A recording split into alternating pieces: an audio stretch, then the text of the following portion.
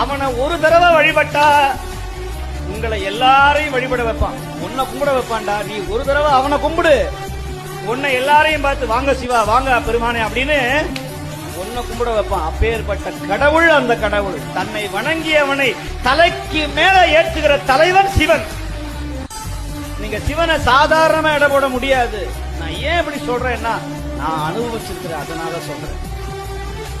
அவர் சோதிக்கிற கடவுள். அவன் சுடுகாட்டிலையும் இருப்பான், திருவண்ணாமலையிலும் இருப்பான், சொர்ணபுரீஸ்வராகவும் இருப்பான், கபால மாலை அணிந்து கொண்ட கபாலியாகவும் இருப்பான். அவன் தன்மையை யாரும் புரிஞ்சுக்கவே முடியாது.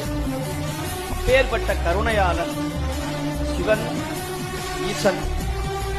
அவனுடைய நாமத்தை ஒரு தடவை சொன்னா போதும், அவர் அப்படியே மனசுல தென்றல் வந்து வீசும்.